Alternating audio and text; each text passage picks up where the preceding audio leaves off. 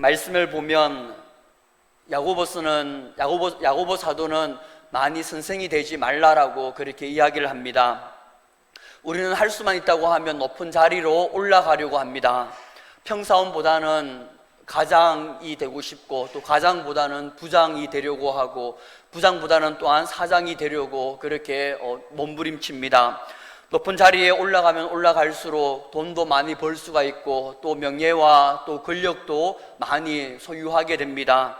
그래서 많은 사람들로부터 존경과 또 칭송을 받을 수 있기 때문에 많은 사람들은 다 성공하기 위해서, 높은 자리에 올라가기 위해서 열심히 자격증을 취득해서 스펙을 쌓으려고도 하고, 또 윗사람에게 잘 보이기 위해서 그렇게 노력하기도 합니다. 그러나 하나님의 나라에서는 이 세상의 나라의 가치관과는 달리 높은 자리에 올라가는 것을 경계하고 또 조심하라라고 그렇게 우리에게 말씀합니다. 예수님도 제자들에게 어뜸이 되고자 하는 자는 너희의 종이 되어야 된다라고 그렇게 이야기를 하면서, 내가 이 땅에 온 것은 섬김을 받으려 함이 아니라 섬기려 이 땅에 왔다라고 이야기하면서 제자들에게 섬김을 받으려고 하지 말고 섬기길 원하는 그러한 예수님의 모습을 우리가 볼 수 있습니다. 동일하게 야고보 사도도 오늘 1절에 보니까 선생된 우리가 더 큰 심판을 받을 줄 알고 선생이 많이 되지 말라라고 그렇게 이야기합니다. 선생은 여기서 유대교 랍비를 의미하는데, 랍비는 이스라엘 백성들을 이제 가르치는 그러한 교사를 의미합니다. 오늘날 이것들을 우리에게 적용을 한다고 하면 물론 교육자는 당연히 포함됩니다. 그러나 나에게 적용하기 위해서는 오늘 우리 모두에게도 이 말씀이 적용될 수 있는 것입니다. 교육자는 물론 우리가 교회에서 기관의 임원을 맡고 있다고 하면 그것도 보면 우리가 선생일 수 있고, 또한 부서의 교사들도 선생일 수 있고, 또 성가대나 찬양대도 리더이기 때문에 선생일 수 있고, 또한 집사들도 직분을 가졌기 때문에 선생일 수도 있는 것입니다. 그렇기 때문에 우리가 거의 대부분의 사람들은 이 다 선생에 포함될 수가 있습니다. 리더로서 우리가 주의해야 되는 것은 항상 말에 실수하지 않도록 조심해야 되고, 그리고 또 하나는 우리가 또한 가르쳤으면 그 가르친 것을 내 자신이 먼저 행동하는, 먼저 은행일치의 삶을 살아가야 되는 것을 우리에게 교훈하고 있습니다. 왜냐하면 리더자의 실수나 그러한 잘못은 일반 평신도의 잘못과는 그 무게가 다르고, 또한 그 책임이 다르고, 또 하나님 앞에서의 심판의 기준도 다르기 때문에 우리가 더욱더 두려운 마음으로 온전히 나아가기 위해서 몸부림쳐야 되는 것입니다. 누가복음 12장 48절에 보면, 무릇 많이 받은 자에게는 많이 요구할 것이요 많이 맡은 자에게는 많이 달라 할 것이니라 라고 그렇게 말씀합니다. 저는 이러한 말씀을 볼 때마다 두렵고, 그리고 참 떨립니다. 왜냐하면 아직도 많이 부족한 것들을 사역하면서 보는 것들이 나에게 드러나는 부분들이 있는데, 그렇게 나아가지 못하는 것들을 보면서 참 두려웠는데, 이 말씀보다 더 두려운 말씀은 마태복음 18장 6절에서 7절 말씀입니다. 누구든지 나를 믿는 이 작은 자 중 하나를 실족해 하면 차라리 연자 맷돌이 그 목에 달려서 깊은 바다에 빠뜨려지는 것이 나으니라. 실족하게 하는 일이 없을 수는 없으나 실족하게 하는 그 사람에게는 화가 있도다 라고 그렇게 말씀합니다. 나 때문에 한 사람을 실족해 하면 차라리 연자 맷돌을 목에 짊어지고 바다에 빠져 죽는 것이 더 낫다라고 그렇게 하나님께서 말씀합니다. 이것은 그만큼 한 영혼이라도 실족해 하지 말라라는 그러한 뜻이고, 한 영혼이라도 실족해 하는 날에는 그 심판이, 거기에 따른 그러한 책임이 더 크다라고 그렇게 우리에게 말씀하고 있는 것입니다. 사역을 하면서 성도들을 실족해 하는 경우도 보게 되고, 또 학생들을 실족해 하는 경우도 보게 되는데, 그럴 때마다 참 마음이 많이 무겁고, 또한 죄책감을 또 많이 느끼곤 합니다. 사랑하는 성도 여러분, 우리 대부분은, 저뿐만이 아니라 우리 대부분은 다 직분을 가지고 있습니다. 기관에서 임원을 맡고 있거나 아니면 부서의 교사로 맡고 있다고 하면 무엇보다도 먼저 내가 모범이 될 수 있도록, 나 때문에 우리 학생들이 실족하지 않도록 그렇게 몸부림치기를 소망하고, 또한 성가대나 찬양대로 우리가 앞에서 선자로서 찬양을 부를 경우에는 그 찬양의 가사가 먼저 내 마음판에 새겨지기를 원하고, 또한 그 찬양의 가사대로 내가 행하도록 그렇게 몸부림치는 그러한 자가 되기를 바랍니다. 또한 집사의 직분을 가지고 있다면 디모데전서 3장 8절의 그 이하의 말씀처럼 일구이연을 하지 않고, 한 입으로 두 말을 하지 않고, 그리고 술을 즐겨 먹지 않고, 또 더러운 그 불의한 이익을 탐하지 않고, 또 깨끗한 양심을 가지고, 또 믿음의 비밀을 그러한 가진 자처럼 우리가 나아가는 그러한 삶을 살아가기를 소망합니다. 물론 권사와 장로와 교육자는 더욱더 철저해야 될 것은 두말할 나위가 없을 것입니다. 우리 모두가 구원해 주신 그 하나님의 은혜에 우리가 감사하며 보잘것없는 나를 하나님의 자녀로 삼아 주셨을 뿐만이 아니라 나에게 직분을 맡겨주신 그러한 일에 우리가 감사하면서, 나 때문에 누군가가 실족하지 않기 위해서 지금 이 시간 이후부터라도 우리가 최선을 다해서 우리가 먼저 본을 보이면서 그렇게 나아가는 우리가 되기를 주님의 이름으로 축복합니다. 또 두 번째로는 야고보서 사도는 말을 항상 조심하라라고 우리에게 교훈합니다. 3절에 보면 우리보다 큰 짐승인 말들의 입에 재갈을 물림으로써 제어할 수가 있고, 또 4절에 보면 큰 배는 지극히 작은 그 키 하나로 사공의 뜻대로 운행할 수 있는데, 그러나 5절에 보면 이 혀는 우리 몸의 작은 지체인 이 혀는 제어하고 통제할 수 없다라고 그렇게 말하면서, 작은 불이 많은 나무를 태우듯이 작은 지체인 혀가 우리의 온몸을 더럽히고 또 우리의 삶을 망가뜨린다라고 그렇게 말하고 있습니다. 혀를 통제하지 않으면 평생 동안 쌓아온 이 경건이 작은 말 실수 하나로 인해서 무너져 버리는 그러한 경우도 생기게 됩니다. 6절에 보면 혀는 곧 불이요 불의의 세계라, 혀는 우리 지체 중에서 온몸을 더럽히고 삶의 수레바퀴를 불사르나니 그 사르는 것이 지옥불에서 나느니라 라고 그렇게 말씀합니다. 절제되지 않는 혀는 순식간에 소중한 것을 다 불살라버리는 것과 같다라는 것입니다. 이 당시의 사람들은 말을 함부로 하고 또 그 말에 기수가 있어서 다른 사람들에게 상처를 주는 말을 많이 하였습니다. 그것을 본 이 야고보 사도는 우리가 입을 제어해야 하고 우리가 입을 절제해야 된다라고, 말을 절제하면서 나아가야 된다라고 그렇게 주장하고 있는 것입니다. 우리 속담에도 동일하게 말 한마디로 천냥빚을 갚는다라는 그러한 속담이 있듯이, 말을 우리가 어떻게 하느냐에 따라서 완전히 180도 달라지는 것입니다. 우리가 선하고 또 위로와 격려의 말을 한다고 하면 그것이 보면 큰 선물을 주는 것보다 오히려 이 말 한마디가 그에게 참 위로가 되고 참 큰 힘이 되는 것이고, 또 그 사람에게 또 큰 은혜가 된다라는 것을 우리가 속담을 통해서도 알 수가 있고, 또한 잠언서 25장 11절에 봤을 때도 경우에 합당한 말은 아로새긴 언쟁반의 금사간이라 라고 그렇게 말하면서, 말을 선하게 하고 또 경우에 합당하게 그렇게 하였을 때는 정말 언쟁반의 금사과처럼 정말 귀하고, 정말 그 말 한마디로 인해서 그 모든 것들보다 더 존귀한 그러한 것이 된다라고 우리에게 교훈하고 있습니다. 또 하나님을 찬송하는, 우리가 그 입을 통하여서 하나님의 형상을 지음받은 사람을 저주하는 그것은 마땅하지 않다라고 그렇게 이야기합니다. 9절에서 10절에 보면 입으로 우리가 주 아버지를 찬송하고 또 이것으로 하나님의 형상대로 지음을 받은 사람을 저주하나니 한 입에서 찬송과 저주가 나오는도다. 내 형제들아 이것이 마땅하지 아니하니라 라고 그렇게 이야기를 합니다.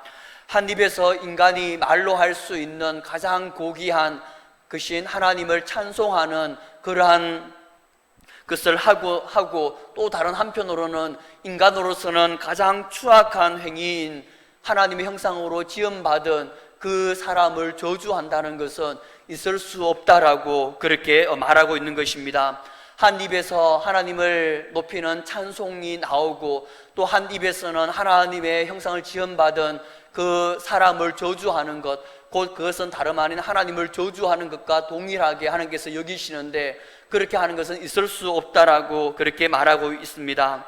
하나님께서 만드신 입으로 하나님의 형상대로 지음받은 그 사람에게 상처를 주는 말을 해서도 안 되는 것이고, 또 하나님을 찬송하는 입으로 하나님의 형상대로 지음받은 그 사람을 비난해서도 안 된다라고 그렇게 말하고 있습니다. 11절에 보면 샘이 한 구멍에서 어찌 단물과 쓴물을 내겠느냐라고 이야기하면서 한 입에서 하나님을 찬송하는 말과 하나님의 형상을 지음받은 사람을 무시하거나 업신여기는 그러한 말을 해서는 안 되고, 또한 한 입에서 하나님을 찬송하는 말을 하면서 또한 세상을 찬송하는 그러한 말도 해서는 안 된다라고 그렇게 우리에게 말씀하고 있습니다.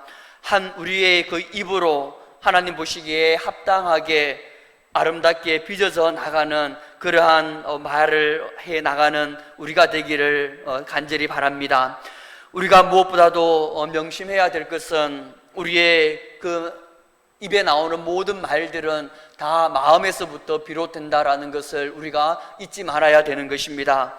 내 말이 좀 거칠고 내 말이 좀 날카롭거나 또 해로운 말을 하는 것을 내가 깨닫게 된다고 하면 먼저는 내 마음이, 내 영이 하나님과 바른 관계 가운데 내가 지금 거하고 있지 않구나라는 것을 먼저 깨닫고 우리가 하나님과의 그 관계 가운데서 바르게 회복하도록 먼저 그렇게 몸부림치면서 나아가야 됩니다. 누가복음 6장 45절에 보면 선한 사람은 그 사은 선에서 선한 것을 내고 악한 사람은 그 사은 악에서 악한 것을 내나니 이는 마음에 가득한 것을 입으로 말함이니라 라고 그렇게 말을 합니다. 내 마음 가운데 성령이 충만하면 내 마음 가운데 있는 그 선한 것들로서 선한 말을 할 수가 있는데, 내 마음 가운데 성령의 그 하나님의 은혜가 내가 사라지고 또한 내 타락한 본성이 내 가운데 주관하고 있다고 한다면 그 악한 마음 가운데서 악한 말이 나오는 것이고, 다른 사람들에게 상처를 주는 말, 비수의 그러한 말을 하게 되는 것입니다. 그렇기 때문에 우리의 그 마음을 먼저는 하나님의 말씀으로, 하나님의 은혜로 채우는 것이 먼저 우리에게 필요한 것이고, 그 하나님의 은혜가 우리 가운데, 우리의 심령 가운데 충만하게 머물러 있음으로 말미암아 우리가 사랑의 언어를 구사하면서 또 더욱더 서로가 사랑하며 서로를 세워주면서 나아가는 그러한 자가 되기를 간절히 소망합니다. 워렌 W. 위어섭이라는 그러한 신학자는 우리의 입술과 혀를 날마다 주님께 드리면 그분은 우리를 축복의 도구로 사용해 주신다라고 그렇게 말하였습니다. 우리의 마음과 또 우리의 입술을 날마다 주님께 드림으로써 하나님께서 우리의 말과 행동을 축복의 도구로 사용하여 주셔서 우리가 정말 다른 사람을 세워나가고 다른 사람을 일으켜 그렇게 나아가는 데 있어서 주님의 귀한 축복의 도구로 쓰임받는 우리 모두가 되기를 주님의 이름으로 축복합니다. 마지막으로는 우리는 위로부터 난 지혜를 구하며 살아가야 된다라고 우리에게 교훈하고 있습니다. 세속적이고 정욕적이고 사탄에게 속한 그 지혜는 시기와 다툼을 일으키지만 위로부터 난 지혜는 성결과 화평과 간용과 양순과 또 긍휼과 선한 열매를 맺는다라고 그렇게 이야기합니다.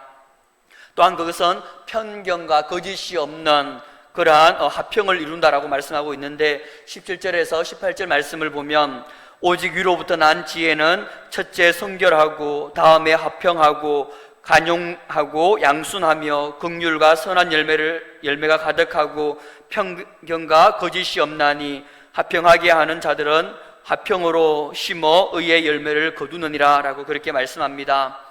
우리의 심령이 세상의 지혜로 채워지는 것이 아니라 위로부터 난 그 하나님의 지혜로 채워져야 함을 보게 됩니다.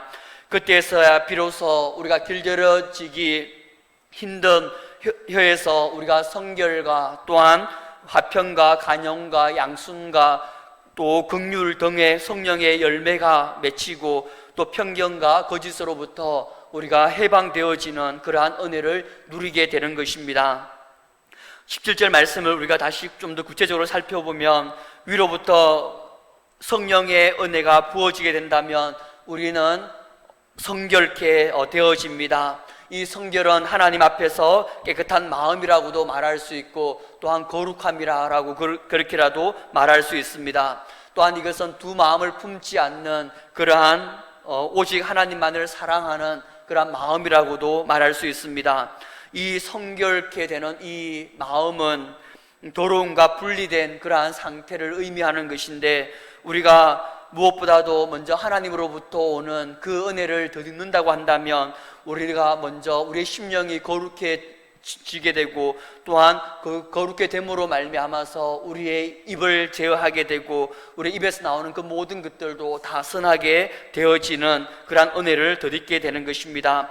또한 두 번째로 우리가 위로부터 은혜를 덧입게 된다고 하면 하나님과의 바른 관계로부터 오는 화평을 우리가 이룰 수가 있게 되고 또한 간용과 양순과 긍휼한 마음을 우리가 소유하게 되는 것입니다. 위로부터 난 성령의 지혜를 덧입게 된다고 하면 땅에 속한 그러한 시기나 질투나 자랑하는 것들이 사라지게 되고 우리의 심령 가운데 하나님과의 화평케 됨으로 말미암아 우리 가운데도 화평이 임하게 되고 또한 간용과 또한 순종과 또 불쌍히 여기는 그러한 긍휼한 마음이 우리 가운데 충만하게 부어지게 되는 것입니다. 그리고 또한 위로부터 난 그러한 지혜를 덧입게 된다고 한다면 우리 가운데 의의 열매가 충만하게 맺히게 되는 것입니다. 이 의의 열매는 다르게 얘기하면 성령의 열매라고 말할 수 있는데 갈라디아서 5장 22절 이하에 보면 오직 성령의 열매는 사랑과 희락과 화평과 오래 참음과 자비와 양선과 충성과 온유와 절제라고 그렇게 말하고 있습니다. 이 성령의 이 열매가 우리 가운데 충만하게 맺혀짐으로 말미암아 우리의 그러한 말과 우리의 모든 행동들이 하나님 보시기에 합당하게 빚어져 나갈 수 있는 것입니다. 그러므로 말미암아 우리 모두가 다 이 땅에 있는 그러한 열매라든지 정욕의 그러한 열매인 시기와 다툼 그러한 자랑들을 우리가 자랑들로 나아가는 것이 아니라 오직 하나님께로부터 성령의 충만한 은혜를 덧입음으로 말미암아 우리 가운데 성결함이 충만하게 우리 가운데 부어지길 원하고 또한 성령의 충만한 열매를 맺어 나감으로써 하나님 보시기에 기뻐하는 자가 되길 원하며 또한 하나님 보시기에 그러한 신실한 제자로서 하나님께 영광을 올려드리는 우리의 삶이 되기를 주님의 이름으로 축복합니다. 말씀을 맺겠습니다.